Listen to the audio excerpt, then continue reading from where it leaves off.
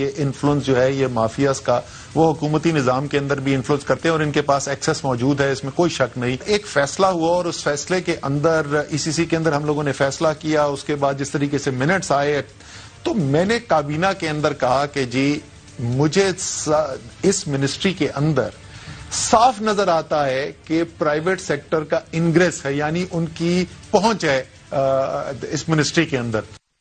یہ بات کہی ہے کیبنٹ میں کہ جب پرائم منسٹر صاحب میں آپ کے ساتھ چین گیا، ان شوگر مل والوں نے مجھے تھریٹ کیا کہ ہم تجھے دیکھ لیں گے. یہ جب کیس ای سی سی میں آیا، اسد عمر ای سی سی کو ہیڈ کر رہے تھے، وہ فنانس منسٹر تھے. حضور والا یہ طے ہو گیا کہ ان کو سبسڈی نہیں دی جائے گی. یہ حکومت کا فیصلہ ہے، یہ فیصلہ ہے کہ ان کو سبسڈی نہیں دی جائے گی، لیکن وہ صوبے سے لے گئے. پہلے آپ ایک ساتھ ایلیٹ کیپچر کی بات کر رہے ہیں، وہ ایلیٹ ہمارے ساتھ نہیں ہوں گے تو ان کے پاس تو بہت پاورفل لابیز ہیں، وہ تو آگے نہیں بڑھنے دیں. تضامن میں گندم موجود ہے، عوام مافیا کے ہاتھوں آٹا نہیں مل رہا، عوام اب پریشان ہے. میں جو ہے ہزاروں اربوں روپے کی چوری ہو رہی ہو ریونیو کے اندر، وہ کہاں سے ہم بجٹ پیش کریں گے؟ پچھلے 4 سال اس ایلیٹ کو پروٹیکٹ کیا جاتا رہا ہے. آپ چلے جائیں کوسار مارکیٹ، وہاں پہ دکانیں چیک کریں، پاکستان کے غریبوں کے لیے تو وہاں پہ کوئی چیز نہیں پڑی ہوئی. اپارٹمنٹل سٹور وہاں پہ پاکستان کی، اور ان پہ کوئی ٹیکس نہیں ہے. یہ جو سیاست قربان کر کے ریاست بچانے والی باتیں نا، اس میں مال بھی بڑا بنایا ہے سب لوگوں نے. اور یہ پہلی مرتبہ نہیں ہوا جی، حکومت چاہے پاکستان پیپلز پارٹی کی ہو، پاکستان تحریک انصاف کی ہو، پی ایم ایل این کی ہو، یہ شوگر مافیا ہمیشہ نوازا جاتا ہے کیونکہ اکراس دا بورڈ تمام جماعتوں سے تعلق رکھنے والوں کی جہاں شوگر ملز ہیں وہ کیبنٹس میں ہیں، وہ تمام فیصلہ ساز کمروں کے اندر ہیں، تو ایسا ہی ہوتا ہے. ایک شوگر مل کمیشن رپورٹ میں جو معاملات سامنے آئے تھے وہ کیا کہتی ہے شوگر کمیشن رپورٹ؟ وہ کہتی ہے جی کسان کو سبسڈی ملنے کی بجائے شوگر مل مالکان کو سبسڈی دی جاتی ہے اس ملک کے اندر، اور یوں سبسڈی اسکیم کا جو مقصد ہوتا ہے وہ کبھی بھی پورا نہیں ہو سکتا ہے. تو یہ بھی سارے مل کے باریک واردات ڈالتے ہیں اور اس میں تمام لوگوں کے ہاتھ رنگے ہوئے ہیں. اس کے بعد شوگر کمیشن رپورٹ یہ بھی کہتی ہے کہ اشرافیہ نے نون لیگ دور میں 2013 سے 2018 کے درمیان 26.6 ارب روپے کی سبسڈی حاصل کر لی، جبکہ پی ٹی آئی دور میں یعنی کہ 2018 سے 2020 کے درمیان بھی تقریباً 2.4 ارب روپے کی سبسڈی حاصل کر لی تھی. تو یہ بار بار شوگر کمیشن رپورٹس بنتی ہیں، ان کے نتائج آتے ہیں، جو اس تمام لوگ ان کے اندر آئیڈینٹیفائی کیے جاتے ہیں، ان کے خلاف کارروائی نہیں ہوتی، اور پھر وہ ہم دیکھتے ہیں کسی نہ کسی اور طریقے سے نئے اتحاد بنا کے نئے سیاسی شکل میں سامنے آ جاتے ہیں. ہمیں صرف یہ بتایا جاتا ہے کہ ہم اس وقت ملک میں سیاست نہیں ریاست بچا رہے ہیں. سربراہ ہے جو آئی ایم ایف کی، وہ کہہ کر تھک گئیں کہ ہم اب آپ کو سمجھا کے تھک گئے ہیں کہ اس ملک کے اندر اب امیروں کو سبسڈی دینا بند کرنا ہوگا، تبھی عوام کو ریلیف ملے گا. انہی کی یہ زبان سے سن لیجیے.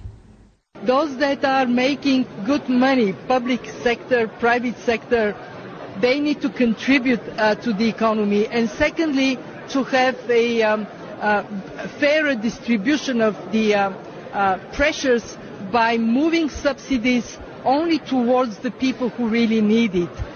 It shouldn't be that the wealthy benefit from subsidies. It should be the poor to benefit from them. اب آپ اپنے بجلی کا بل نکالیے اور اس میں جو لگے ٹیکسز ہیں اور جو ہڈن سرچارجز ہیں ان کے بارے میں سوچیے، اور آپ یہ دیکھیے کہ چینی مافیا اتنے مشکل اقتصادی حالات کے اندر بھی کس طریقے سے کیبنٹ کے تھرو، حکومت کے تھرو یہ تمام ریلیف حاصل کرنے میں کامیاب ہو گیا ہے. لیکن آپ اپنے بجلی کے بل ضرور دیں گے اور آپ 200 روپے چینی لائن میں کھڑے ہو کر لیں گے بھی اور ذلیل بھی ہوں گے، اور یہ معاملات چینج نہیں ہوں گے. ایک اور بڑی خوبصورت جو چیز ہے جس میں اگین اشرافیہ کو ریلیف دیا جاتا ہے، یہ جو ٹیکس ایمنسٹی اسکیمز آتی ہیں، یعنی کہ سفید کرنے کے لیے جو یہ آرڈیننسز آتے ہیں، اس میں بھی سب سے زیادہ فائدہ کون اٹھاتا ہے؟ اس ملک کے وہی لوگ جو سرمایہ کار ہیں. ہم نے دیکھا کہ نون لیگ نے اشرافیہ کو 5 اپریل 2018 کو ایک ٹیکس ایمنسٹی اسکیم کے تحت یہ ایک ریلیف دیا تھا، اور اس میں انہوں نے کہا جی انعام خفیہ رکھے جائیں گے، اثاثے ظاہر نہیں ہوں گے، 1 لاکھ ماہانہ آمدن پر ٹیکس ختم ہو گیا ہے تاکہ زیادہ زیادہ لوگ ٹیکس دیں. تو اس میں زیادہ تر فائدہ اسی کلاس نے اٹھایا ہے جو کہ اس ملک میں جو تمام وسائل کے اوپر قابض ہے. پاکستان تحریک انصاف کی حکومت پیچھے کیوں رہے جی؟ ادھر بھی ظاہر سی بات ہے سب مل بھگت کر کے یہ سارا مافیا ہر حکومت میں آ جاتا ہے، یا ایٹ لیسٹ ان کی ایکسس ہوتی ہے فیصلہ سازوں تک. تو پھر 14 مئی 2019 کو شرافیہ کو کالا دھن سفید کرنے کے لیے ایک ایمنسٹی اسکیم پاکستان تحریک انصاف کی حکومت نے بھی دے ڈالی جی. ایک اور کوشش کر لی، اس میں بھی ہم نے دیکھا کہ کوئی नताइज हासिल नहीं हुए, कोई टैक्स बेस आपका कोई बहुत तबाहकुन हद तक बड़ा नहीं, और मजबूरियों की दास्तानें, मजबूरियां देख लें कि जब ये कैबिनेट्स के अंदर, काबीना के अंदर और उन अहम बोर्ड रूम्स के अंदर फैसले कर रहे होते हैं तो बाहर आके पब्लिक पोजीशनें क्या लेते हैं कि ये कितने मजबूर हैं, कितने बेबस हैं, जबकि इस पूरे निजाम के फायदा उठाने वालों में से ये लोग हैं, तो उसके लिए सियासी पोजीशनें कैसे करते हैं, जरा ये भी सुनिए। ये इन्फ्लुएंस जो है ये माफियाज का वो हुकूमती निजाम के अंदर भी इन्फ्लुएंस करते हैं और इनके पास एक्सेस मौजूद है, इसमें कोई शक नहीं। एक फैसला हुआ और उस फैसले के अंदर ईसीसी के अंदर हम लोगों ने फैसला किया, उसके बाद जिस तरीके से मिनट्स आए तो मैंने काबीना के अंदर कहा कि जी मुझे इस मिनिस्ट्री के अंदर साफ नजर आता है कि प्राइवेट सेक्टर का इंग्रेस है, यानी उनकी पहुंच है इस मिनिस्ट्री के अंदर।